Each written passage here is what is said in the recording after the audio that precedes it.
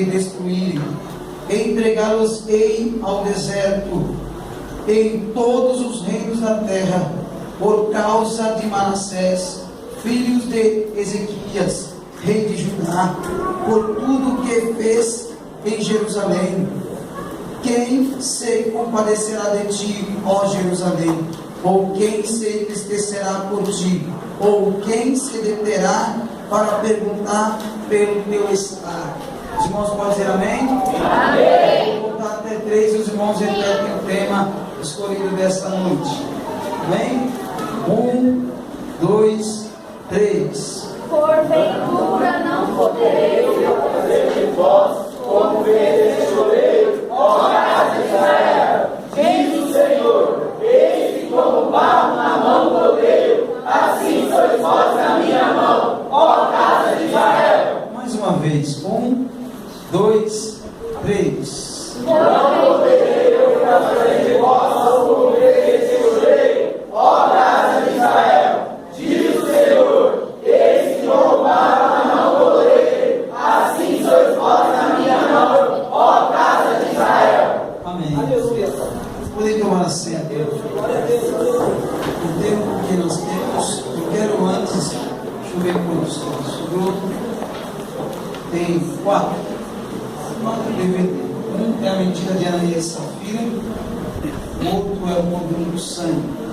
Se você sentir no coração e quiser adquirir, por apenas R$10 você pode adquirir esse DVD. Se você não quiser, pode presentear para alguém que você gostar. Quero agradecer a Deus por estar com os irmãos, ao pastor João. Deus abençoe o convite, no meio de tantos homens que ele conhece, ele dá nesse pequeno céu aqui, esse campo tão grande que é o campo de São Mateus. Já tivemos a oportunidade de viajar junto com o projeto Macedônia e ver e conhecer alguns irmãos do ministério Danilo, que já conhecemos há muito tempo. Quando o Danilo ainda era jovem de mocidade, desadolescente, eu fiquei noivo no dia da festa dele, eu pregar lá, eu fiquei noivo sem a noiva saber. Fiz uma surpresa depois que eu preguei. Já tinha falado com o pastor falou: você é doido, você não aceitar. Eu falei: não, mas o pastor vai aceitar, vai aceitar. Se ela não aceitar, eu acredito que vai aparecer uma menina que eu aceito. A cerimônia foi bonita. É bonita. Ela chorou bastante, todo mundo chorou. Eu quero nessa noite, a minha voz, eu acredito que meio que me falar, eu já falo bem baixo. A gente falando bastante durante a semana. E eu acredito que Deus vai dar graça ao tempo que nos resta. Eu sei que o Senhor já falou muito forte no coração dos irmãos na noite de ontem. O pastor que esteve aqui é meu amigo, abençoado por Deus. A semana que vem, na outra, vai estar lá na capela dele também. Mas eu sei que Deus tem coisa nova também para falar com a gente nessa noite. Quando se fala de oleiro, automaticamente as pessoas já pensam naquele artesão, aquela pessoa que trabalha com barro, né? Quando nós olhamos para essa passagem da Bíblia, nós automaticamente associamos nós, seres humanos, servos de Deus, nas mãos de Deus, e Deus trabalhando nas nossas vidas. Quando Deus fala, quando Deus mostra na palavra que Deus levou o profeta Jeremias para ver um trabalho de artesanato a qual o oleiro estava fazendo. Deus queria falar com Jeremias. Deus tinha uma obra para fazer. Deus mandou que ele olhasse e observasse o que estava acontecendo. E a Bíblia diz que vocês conhecem que quando o oleiro estava trabalhando o vaso quebrou na mão do oleiro. Essa história é conhecida, é na Bíblia, pregada por muitos pregadores. E aí Deus faz aquela pergunta: não poderia eu trabalhar na vida do meu povo com Jeremias. Então essa é a história. Todo mundo conhece desse jeito. Mas o que Deus queria falar com Jeremias dentro dessa história era algo que ia muito além. Era algo que ia doer. Era algo que ia apertar. Quando nós cantamos dizendo: Deus, faz em mim um vaso novo. Quando Deus mostrou para Jeremias o que Deus estava fazendo, é porque muito era a obra que Deus queria fazer, ou era grande a obra que Deus queria fazer, e o povo precisava de entrar pelo caminho. E a Bíblia diz que apertado é o caminho, e estreita é a porta, mais larga é a porta, espaçoso é o caminho, e são muitos que entram por ela. Mas para nós entendermos por que Deus levou Jeremias na casa do oleiro, eu vou correr aqui. A Bíblia mostra que Jeremias, quando Deus lhe faz uma chamada para ser profeta em Israel e Judá, quando ele recebe a incumbência de Deus para profetizar para a nação estava desviada. A nação não estava andando nos caminhos de Deus. O povo deixou de prestar culto. Os sacerdotes deixou de oferecer os sacrifícios da forma que era devido. Não tinha altar para servir a Deus. O templo que Salomão edificou para Deus foi abandonado. As pessoas não tinham mais prazer em buscar a Deus. Deus, que havia feito uma promessa há anos passados, chamando Abrão na terra de dos caldeus. E saindo dali, ele foi para a cidade de Harã, junto com seu pai Tera. O pai dele morre. Depois da morte do pai, ele sai para uma caminhada, e o sobrinho dele vai junto.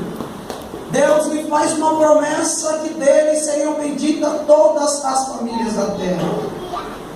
Então diz a Bíblia que de Abraão, depois passado tempos, tem um filho chamado Ismael. Depois de Ismael, ambos quase 100 anos, Deus lhe dá um filho chamado Isaac.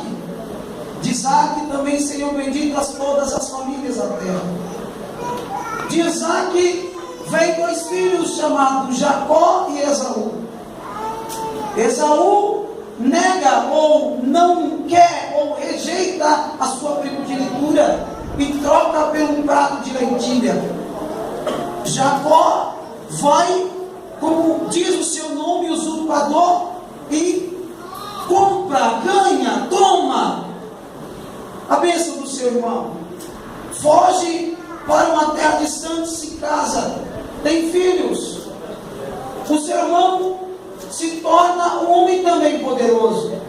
Mas a história começa com Jacó. Depois de algum tempo, diz a Bíblia que ele, voltando, depois de trabalhado, conquistado bens e família, voltando, ele tem um encontro com o anjo e ele luta com o anjo. E ao cair no dia, o anjo lhe toca na juntura da coxa e pergunta qual era o nome dele. Ele disse que o nome é Jacó.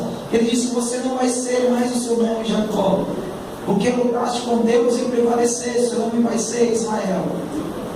Então ele passa o val de Jaboque, e a história começa com esse Jacó. Desse Jacó nasce 12 filhos, das 2 mulheres, das 2 concubinas. E aí a história começa. Entre os filhos de Jacó, cada um deles tiveram uma participação especial na história da humanidade. Para adiantar o nosso tempo, os descendentes dos filhos de Jacó, quando ele estava para morrer, Ele chamou todos os seus filhos que estavam em volta da sua mesa, em volta da sua cama, melhor dizendo, já sem enxergar direito. Ele começa a abençoar a cada um dos seus filhos. Chega em algum deles, diz a tribo de Levi, que não tem herança de posse de terra, mas o Senhor Deus seria a sua herança. Aleluia. Chegando na tribo de Judá, diz que o varo, o cetro que rege todos, não se arredará dele, que ele seria grande entre todos eles, porque ele já estava profetizando daquele que viria para salvar toda a humanidade. Jesus, que veio da tribo de Judá. Da tribo de Benjamim, ele falou que entre pequeno entre os irmãos, mas seria entre eles o primeiro grande entre todos, porque na história mostra que o primeiro rei que Deus escolheu para governar foi da tribo de Benjamim, chamado Saul. A Bíblia mostra que de José, que era o filho amado, que foi vendido e se tornou governador, fazendo tipologia de Jesus Cristo que haveria de salvar. A Bíblia diz que deste José, Deus, através da geração dele, viria homens que honrariam a Deus no decorrer da sua história. Como diz o autor aos Hebreus, nos faltaria tempo para falar disso. Então a Bíblia vai mostrar entre essas tribos, uma delas de Manassés.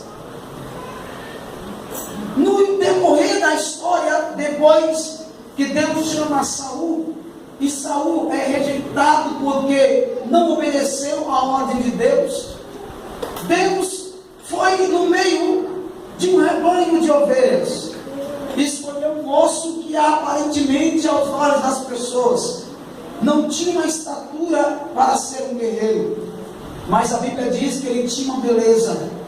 Ele era um moço de belos olhos, ele era ruivo e de boa aparência. A Bíblia diz que este moço foi escolhido entre meio seus irmãos, que tinha uma bela formosura e uma estatura.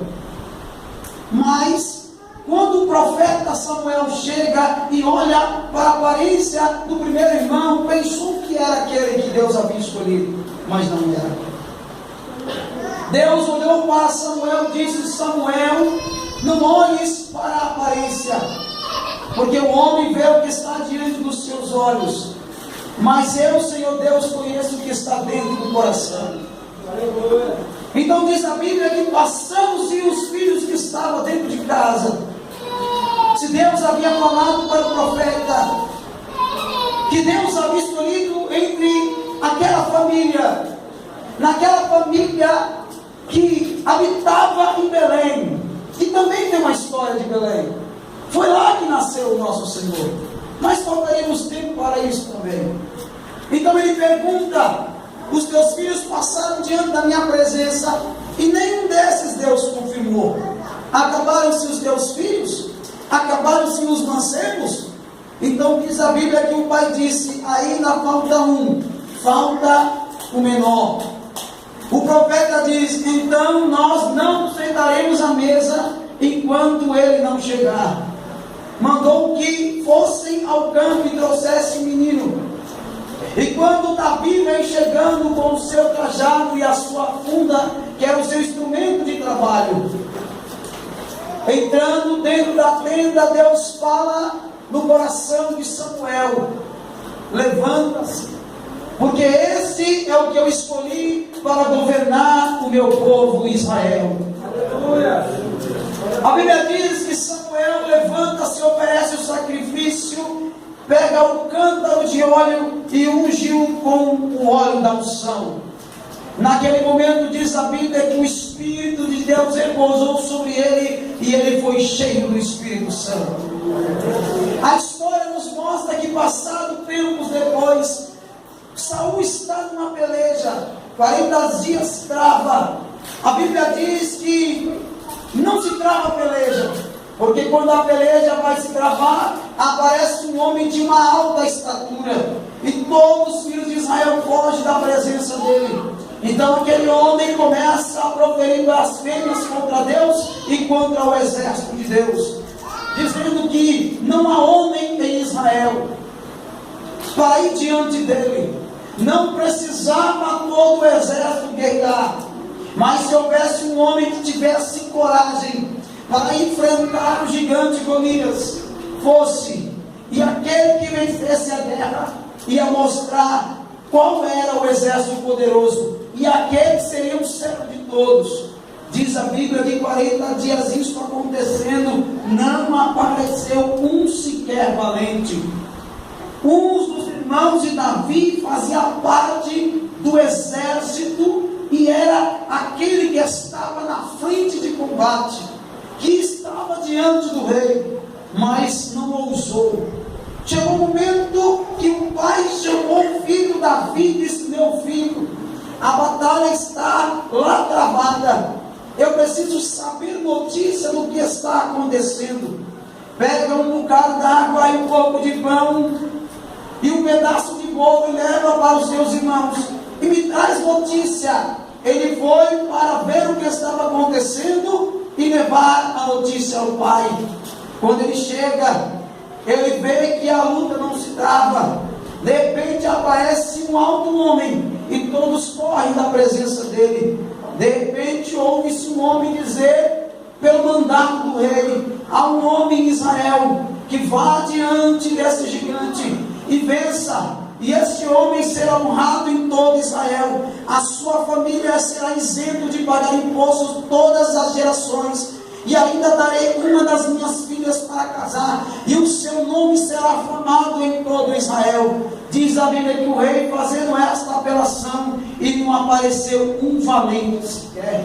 De repente Davi é visto pelos seus irmãos. Um deles chega dizendo: para você está fazendo o que aqui, Davi? Ele disse: eu vim trazer a notícia do pai. Ele quer saber como é que está a situação. E o irmão, pegando aquilo que Davi trouxe, disse: agora volta correndo, volta para casa. E Davi fica meio que receoso, porque na hora que um está mandando ele voltar, o gigante aparece e todos correm. E de repente ele vê o gigante falando blasfêmia, e o rei dizendo, declarando alguém.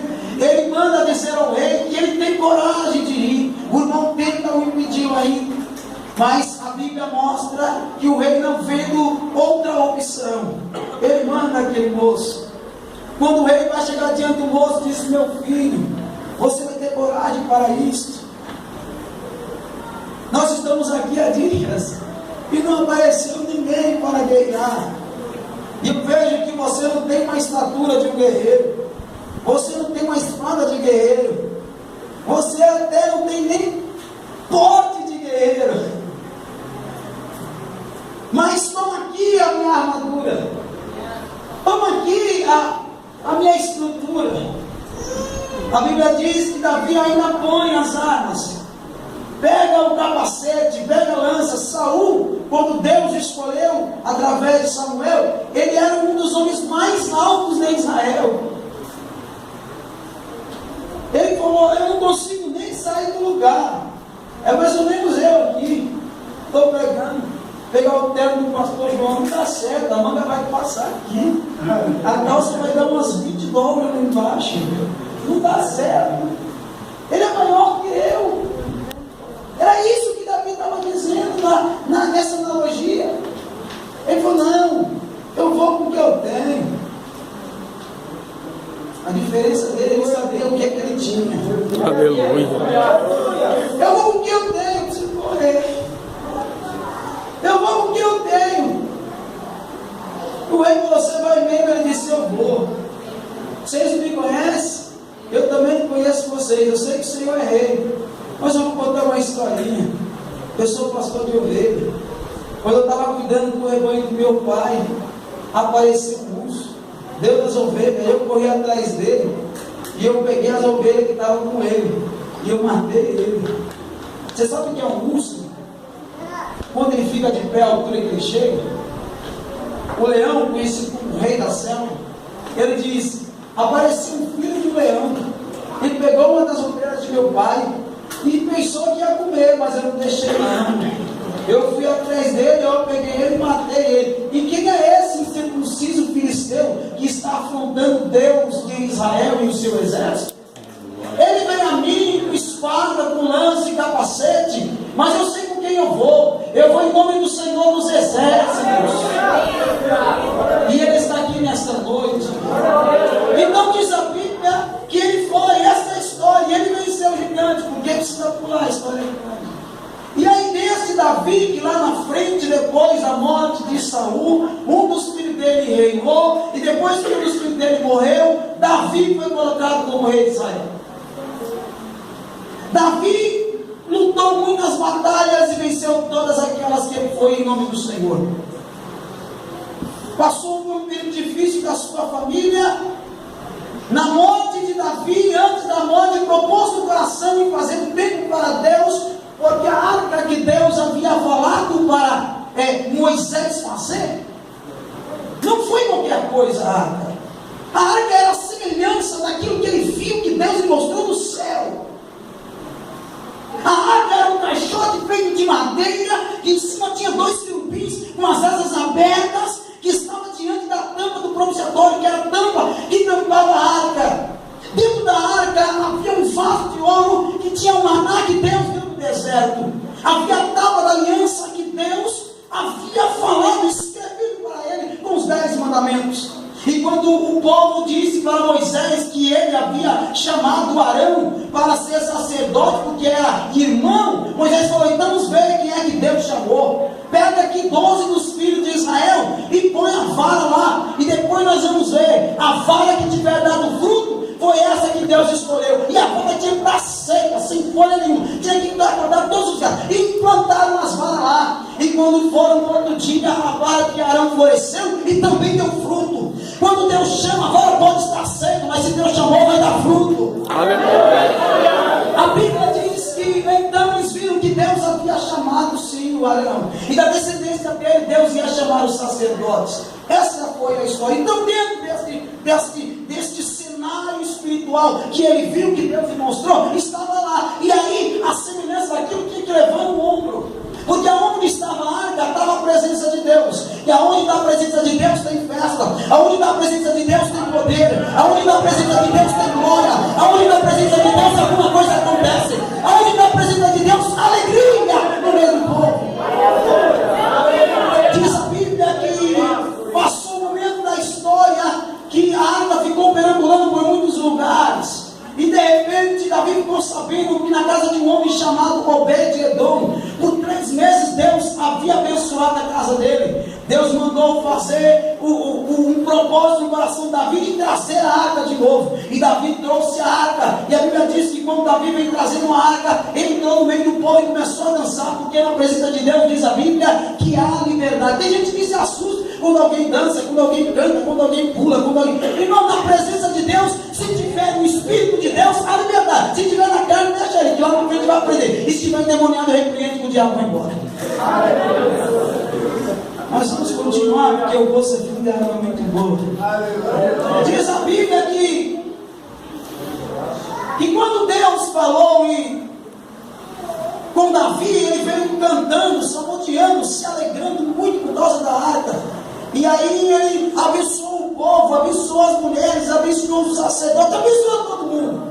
Quando ele está vindo para a casa dele, para abençoar a família dele, a Bíblia diz que a Mical, filha de Saul, está lá olhando Davi dançando. E quando ele dançava, as coxas dele apareciam. E a mulher falou: esse aí tem postura de rei? Dançando no meio dos criados, salmodiando, as pernas aparecendo. Está parecendo um filho de qualquer um por aí, um filho de Belial, diz a Bíblia. Um vadinho. E aí quando ele veio para abençoar a casa dele, a mulher fala: não deixa eu nem começar. Você está parecendo um vadio, nem parece rei, que tem postura de rei, rapaz. Que negócio é esse, dançando no meio do céu, no meio da serra? Ele olhou para ela e disse assim: escolheu o Senhor a mim do que o teu pai. O Senhor rejeitou a descendência do teu pai e passou o trono dele a mim. Não ficaria eu alegre quando a arca de Deus estava andando por todo lugar, sendo para dentro, e agora está no nosso meio? Eu tenho que ficar alegre mesmo. E Davi declarou para ela, porque ela reclamou e murmurou, ela ficou estéril, nunca pôde dar filho. Se ele tem de mistério, fica quieto. Mas vamos lá, Jesus. E aí Deus escolheu Davi. Davi propôs no coração, depois de muitas guerras, já com uma idade avançada, de fazer um templo. Deus falou: Davi, você não vai fazer um templo não, porque suas mãos têm muito sangue, mas o teu filho que vai herdar o teu trono, ele vai construir um templo. Antes da morte de Davi, ele fez um culto maravilhoso. Ele fez um culto, chamou os sacerdotes, chamou os cantores, chamou todos os servos e todas as servas, e ele falou: vamos cantar e vamos adorar o nome do Senhor nosso Deus, vamos fazer festa. E na festa que nós vamos fazer, eu no meu coração propus dar do meu dinheiro ao Senhor como oferta, e ainda vou pegar dos tesouros que eu conquistei nas minhas batalhas, também vou oferecer ao Senhor. Diz a Bíblia que o povo viu Davi voluntariamente oferecer ao Senhor. O povo começou a abrir a mão para a obra de Deus e começou a dar para a construção do templo, ao ponto que Deus abençoou poderosamente, e Davi conseguiu tudo para construir o templo. Então Davi morre. O seu filho Salomão recebe a herança do pai para herdar o trono. Salomão, ele se vê no campo de batalha. Por quê? Porque o pai dele era um homem guerreiro, um homem valente, tinha muitos inimigos, e ele herdou o trono do pai. Não herdou sua riqueza, não falei que se tornou rico, mas não herdou sua riqueza. E os inimigos do pai? Aí diz a Bíblia que ele se vê numa situação. Deus aparece para ele e diz: o que você quer que eu te faça? Se é outro, fala: eu quero derrotar os meus inimigos, eu quero mais poder, eu quero fama, eu quero glória, eu quero o que o homem deseja da vida. Ele disse: eu quero sabedoria para me entrar e sair e de qualquer situação. Deus falou: porque você não pediu nem fama, nem honra, nem a morte de todos os seus inimigos, te darei isso e muito mais, aquilo que você possa imaginar. Então diz a Bíblia que então Salomão herdou o reino. Depois de ter herdado o reino, passou a ter sabedoria para administrar tudo aquilo que Deus havia dado para ele. Mas chegou um momento que a fama dele foi tão grande que diz a Bíblia que uma mulher de muito longe da Etiópia, dos confins do Oriente, ficou sabendo que esse homem era um homem muito honrado, a fama dele foi muito longe. E aí a Bíblia diz que a rainha de Sabá saiu e foi visitar Salomão. Ficou com ele durante uns dias, um tempo, e chegou lá que ela disse: olha, o que me falaram de você não é nem comparado com aquilo que eu estou vendo. A tua fama e a tua glória supera aquilo que um dia me contaram.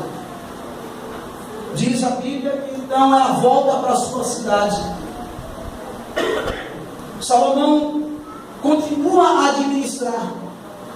Cada rei, cada reinado que ele fazia aliança, ele ganhava uma mulher. Ao ponto que diz a Bíblia que ele teve 700 mulheres e muitas concubinas. Algumas tradições dizem que ele teve 1000 mulheres e 700 concubinas. É muita coisa na cabeça, né? Eu tenho 3. Quando as 3 começam a em casa, nem faço. Eu falo: eu preciso de um para me ajudar. Diz a Bíblia que o problema não era as mulheres, eram as divindades que elas serviam, eram os deuses que ela trouxe para adorar.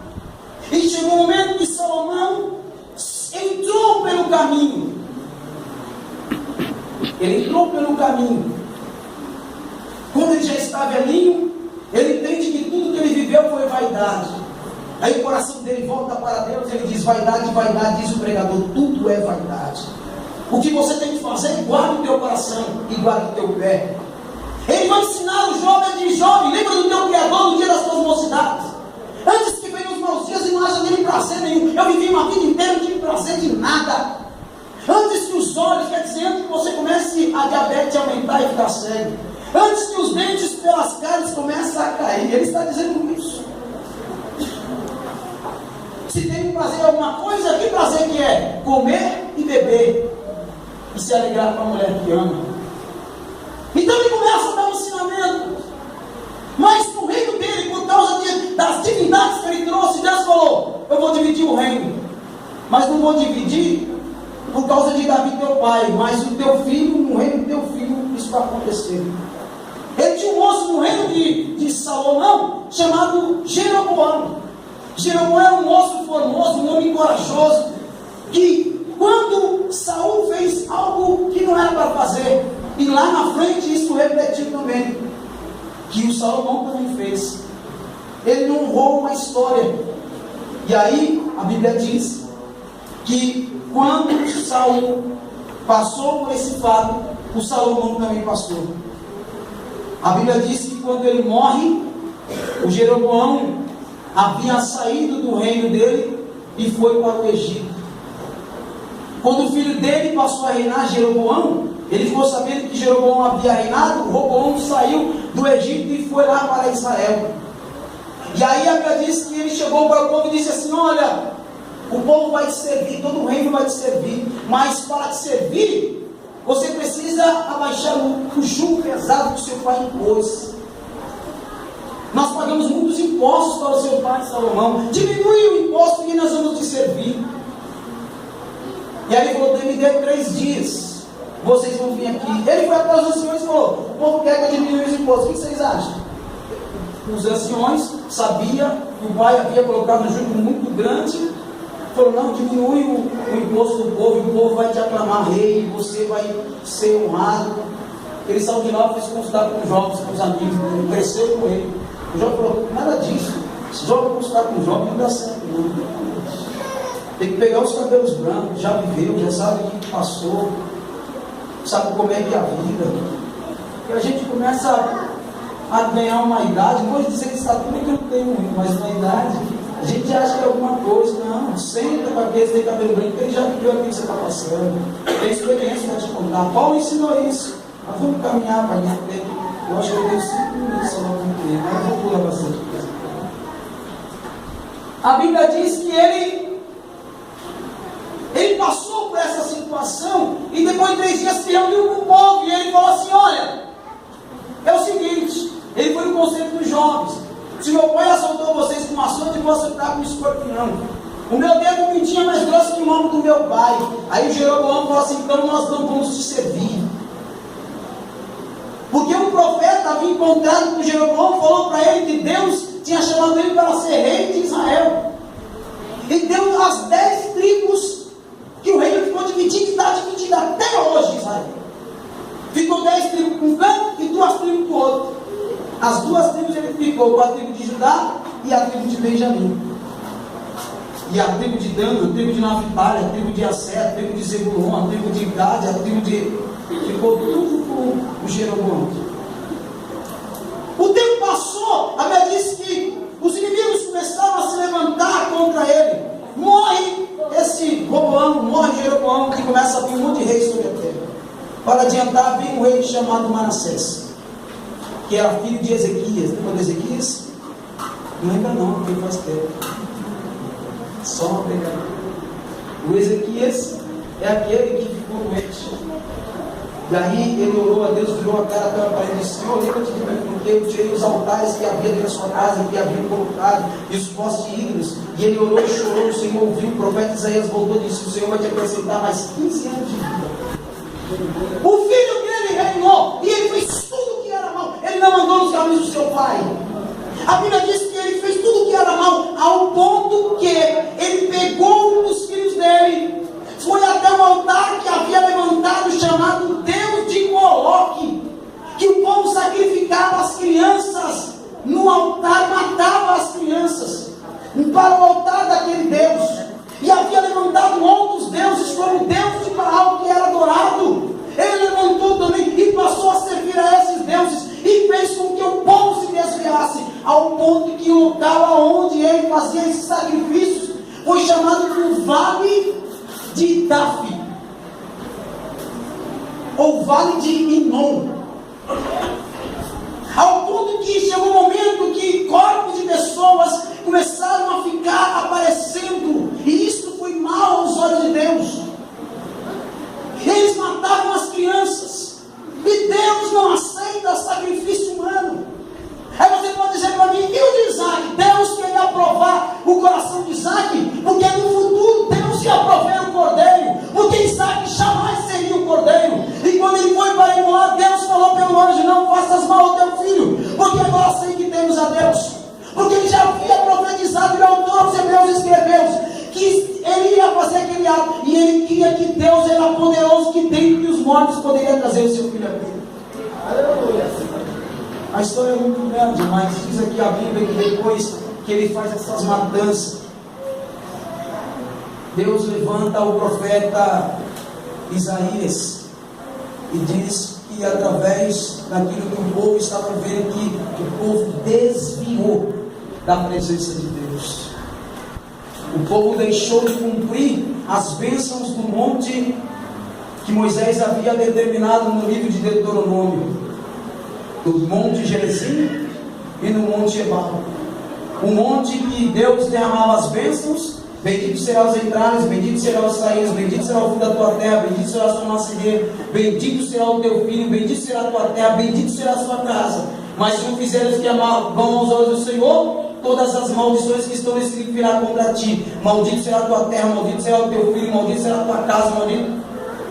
Então eles começaram a passar por um processo que Deus não estava se agradando, porque haviam desviados, diziam que serviam, mas não serviam.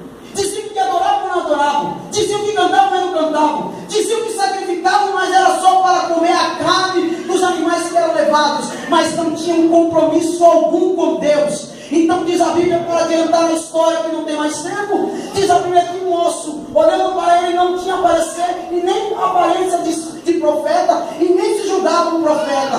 Deus fala para ele: Jeremias, eu te chamei para profetizar para a minha nação. O povo está dividido, não sabe a quem adora, ao ponto que a malícia deles é tão grande que eles vão até no vale de Inom e eles sacrificam os seus filhos aos deuses Moloque e adoram a Baal. Eu quero que você vá diante deles e diz que eu estou entrando com juízo contra ele. Eu já determinei ao meu servo. Sabe quem Deus está falando? O rei da Babilônia chamou de servo.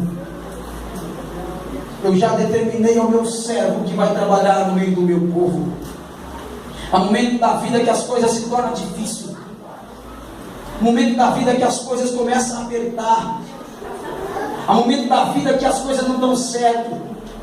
Há momento da vida que só chora, bate, a porta nunca abre. E fica se perguntando: por que isso está acontecendo comigo? Por que isso não passa de mim? Eu estou clamando a Deus e parece que Deus não está me vendo. Eu estou orando, parece que Deus não está me ouvindo. Eu estou jejuando, parece que não está adiantando de nada. É porque Deus está fazendo com que este vaso seja quebrado. E para que o vaso quebre é preciso apertar de uma forma especial. E como é que Deus opera? A Bíblia diz que porventura sabes tu como é que Deus vai operar? A gente espera que quando a gente fazemos, Deus retribui segundo o nosso coração. Nós esperamos dar uma oferta e esperando receber 100 vezes mais. Não, senhores e senhora, assim não é que diz a Bíblia, não. A Bíblia diz: lançai o teu pão sobre as águas, depois de muitos dias marchará. A semente, quando se lança, demora para crescer. Enquanto isso, o lavrador, ele fica esperando e trabalhando na terra. É assim que Deus vai fazer. Eu sou a terra e tenho um lavrador, e ele está aqui nesta noite. Ele trabalha na terra, e para trabalhar a terra tem que virar a terra, tem que passar máquina ou um carro de boi, e a terra é virada, a terra é mexida para poder rodar a semente e para a semente nascer. Assim Deus estava falando com a nação de Israel: eu vou trabalhar com eles diferente. Eu levantarei um povo de uma outra nação. Eles vão entrar na cidade de Jerusalém, eles vão destruir o templo, vão queimar as portas a fogo. Tudo que é consagrado, os instrumentos para Deus, não vai ter voz de canto e nem voz de júbilo. Vão ser levados para a terra da Babilônia, para que eles aprendam quem sou eu e o Deus a quem me serve. Se eles não estão dando valor enquanto estão na minha presença, eles vão ser levados para a terra distante. E lá, quando eles começarem a aparecer, eles vão olhar para o céu e vão se lembrar do Deus a quem eles abandonaram. E quando as coisas começarem a apertar e ficar difícil, eles vão olhar para mim e vão dizer: da onde virá o meu socorro?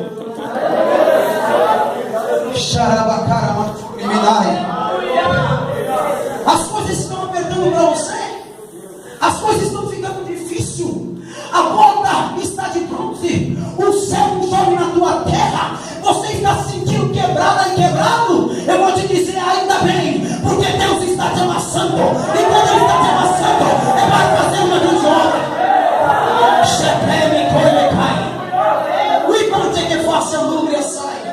E Ele está aqui nessa noite. E o Senhor falou para ele: Jeremias, você vai lá e vai dizer para eles. E ele disse: quem sou eu, Senhor? Eu não posso gosto de uma criança. Eu não tenho condições para isso. E o Senhor diz: não diga que você não passa de uma criança.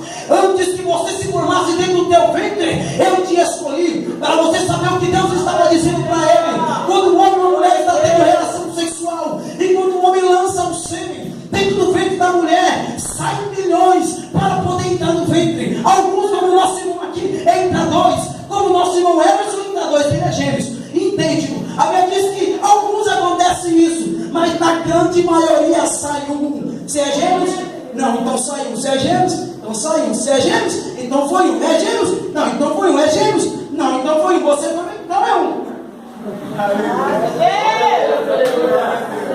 A vitória já na tua vida já começou aí, irmão.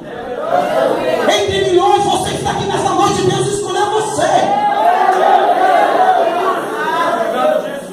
Antes que você se formasse no teu ventre, eu te escolhi. Sabe o que Deus estava dizendo? No Salmo 139, o escritor falou assim: para onde virei do teu espírito? Para onde fugirei da tua face? Se subiu ao céu, tu aí estás. Se pegar as asas da alma, tu me contempla. Se for a comunidade, tu me vê. Para onde fugirei do teu espírito? E o salmista continua dizendo: ainda quando meu corpo estava informe dentro do ventre, tu ali me viu. E quando os ossos estavam sendo formados, tu ali estava me contemplando. A tua sabedoria é grandiosa demais para mim. Alamando que faça a dúvida saia. Ele viu quando você estava sendo formado. Ele viu a condição que você está aqui nesta noite. Ele viu onde você está andando. Ele viu o que você está fazendo. Não precisa contar para o pastor nem para o pregador, mas o homem está aqui nesta noite. E se a coisa está difícil, ele vai te quebrando, ele vai te apertando, ele vai te pegar nesta noite.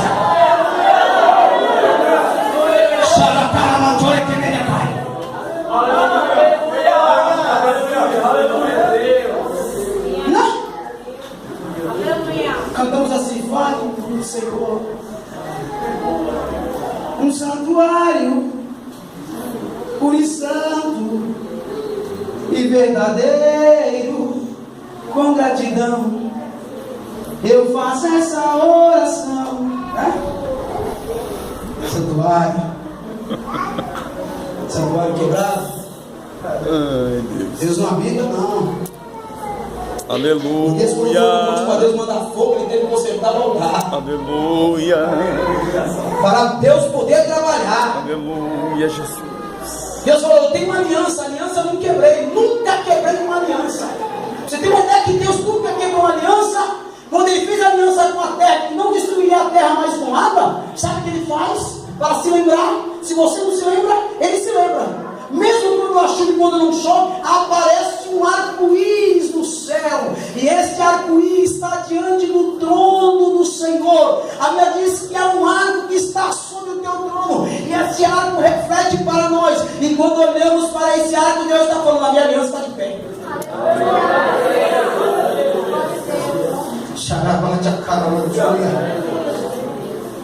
A Bíblia diz que então ele começa a trabalhar, dizendo para o profeta, ele diz: você vai, e fica tranquilo, tudo que eu colocar na tua boca dirás, e tudo que eu mandar você profetizar, você pode profetizar.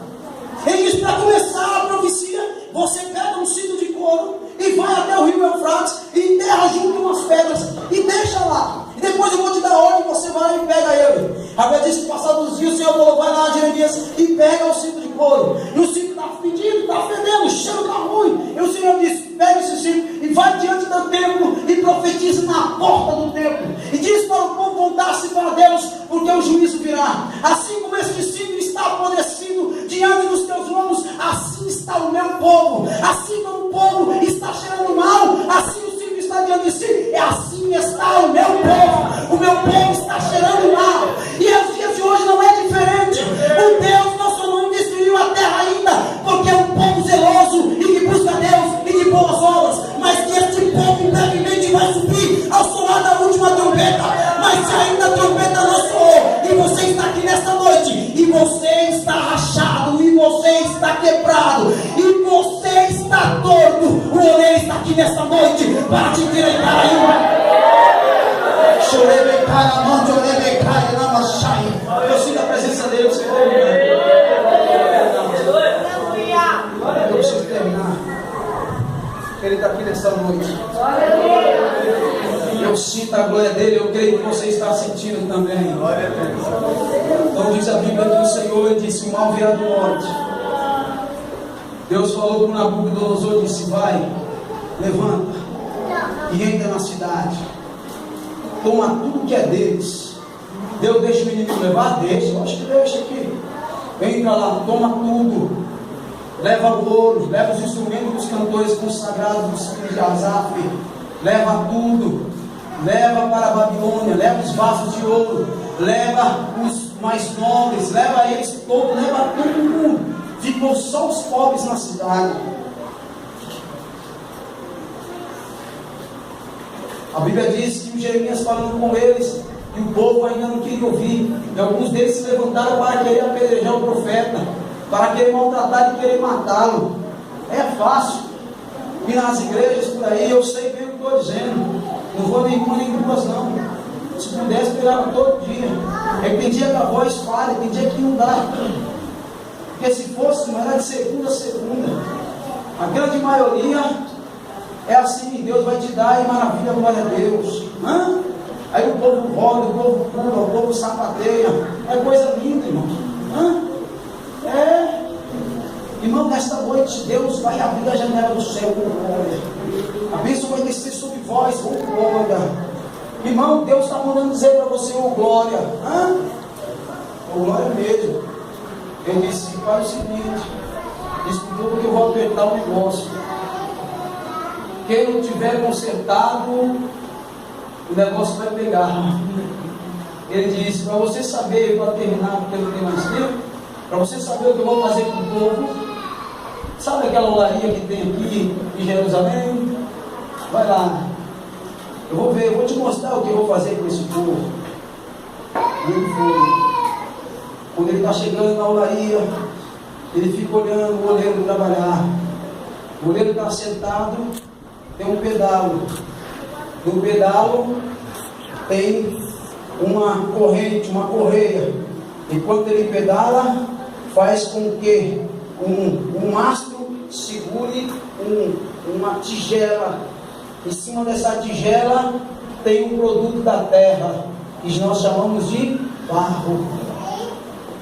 Esse barro, ele foi lá próximo a alguma fonte de água que geralmente acontece, nós chamamos de argila. Ele pega esse barro, no meio do barro vem impureza, vem sujeira, vem mato, vem pedra. Aí ele pega o barro e põe diante da roda. Enquanto ele vai girar a roda com o barro, está seco, está duro, ele pega um bocado d'água e ele põe na palma da mão e joga também dentro do vaso. Interessante que na água, uma das tipologias da Bíblia, que a água simboliza o Espírito Santo. A Bíblia diz que ele também, para poder dar liga, ele mistura água com óleo. E o óleo também tipifica ou dá o significado que também é o Espírito Santo. Molha a água com o barro. Que negócio interessante. E joga lá e ele começa a apertar. Conforme ele aperta o barro, no meio do barro vem cacos, vem pedra. Ele tira o caco que está no meio. É assim que Deus faz. Deus começa a apertar, a situação fica difícil, você não sabe por quê? É Deus que está apertando, para você poder entrar no caminho quando dá tempo, porque a porta ainda está aberta. A Bíblia diz que ele começa a rodar na roda, e quando ele começa a rodar na roda, chega uma hora que o barro fica meio mole, e quando o barro fica mole, alguns deles pegam o barro e ó, taca no chão. Tem hora que a coisa fica tão difícil, parece que alguém está pisando na nossa cabeça, está nos amarretando, está nos pisando. Se você está sentindo assim, fica tranquilo, o oleiro está trabalhando na tua vida e você não deu conta ainda, você não entendeu ainda, você não abriu os teus olhos ainda, mas nesta noite quisera Deus que você entenda o que Deus está trabalhando na tua vida. O oleiro está aqui nesta noite, o oleiro vai trabalhar na tua vida nesta noite, o oleiro vai te pegar aqui nesta noite, o oleiro vai trabalhar aqui nesta noite. Receba ele aqui na tua vida nesta noite. Então diz a Bíblia que quando ele começa a trabalhar,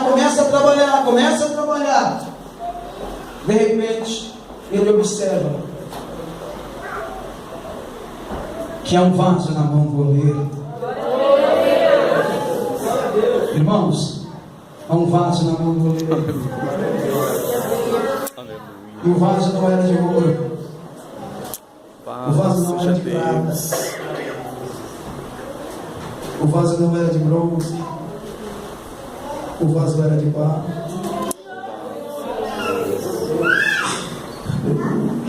Aleluia. Este vaso que Deus mostrou para ele já havia se quebrado lá no Éden.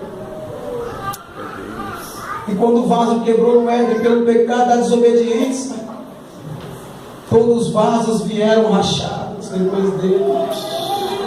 Vou dizer de novo: depois do vaso do Éden chamado Adão, todos os vasos vieram rachados depois dele. Aleluia. Todos os vasos vieram rachados. E como iríamos consertar os vasos rachados? Como se consertar um vaso rachado como esse que está com a tinta branca, simbolizando, quem sabe, uma moldura que colocaram para tentar mostrar que o vaso está rachado? Engraçado que esse daqui está rachado.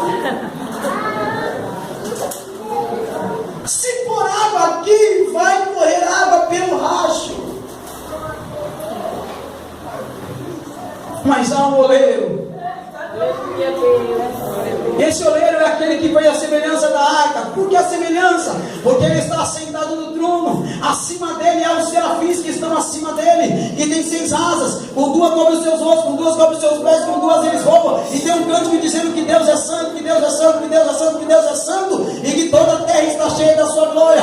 Ele tem uma vara na sua mão, que é uma vara de ferro, que ele rege a terra. E quando ele quer trabalhar, ele faz o que ele fez no Éden. Ele vai até o jardim e pega daquilo que ninguém dá valor. Ele não pega do ouro, ele não pega da prata, ele não pega do bronze. Ele vai no meio do pó da cinza e ele faz um boneco. Desse boneco ele vai ser um vaso. E se ele é o oleiro e se nós somos o vaso, ainda que esteja rachado, ele tem poder de quebrar e tem poder de fazer de novo. Ele tem poder de matar, ele tem poder de dar vida, ele tem poder de dar enfermidade, ele tem poder de tirar a enfermidade, ele tem poder de sarar, ele tem poder de abater, ele tem poder de levantar, ele tem poder de fazer o que quiser na tua vida. Se você veio aqui nesta noite, saiba de uma coisa: o oleiro está aqui. Se você está rachado, ele vai te consertar. Se você está quebrado, ele vai te fazer de novo. E se você diz: irmão, eu não estou nem rachado, só para terminar, porque não tem mais. Irmão, eu não estou rachado não, irmão. Eu não estou rachado, eu não estou trincado. Você não sabe como é que eu vim aqui. O ditado popular é mais ou menos assim: eu sou porra. Irmão, se eu pudesse contar para você como é que eu estou, irmão, eu estou só o pó. Diga comigo assim: eu estou só o pó. Eu sou o pó. Maravilha. Ele diz assim: não chama a existência aquilo que não existe como se já existisse. Não pega aquelas coisas vidas desprezíveis deste mundo e faço ser alguma coisa. Eu pego do pó da terra que ninguém dá valor, ninguém quer trabalhar, eu vou trabalhar com ele para mostrar que eu tenho poder. E você está aqui nesta noite só o pó? Aquele que trabalha está aqui nesta noite. Aquele que mexe com pó, aquele que mexe com barro, aquele que mexe com a água, aquele que mexe com o óleo, aquele que tem os elementos para trabalhar na tua vida, ele está aqui nesta noite. Ele tem a terra, ele tem a água, ele tem o fogo. Sabe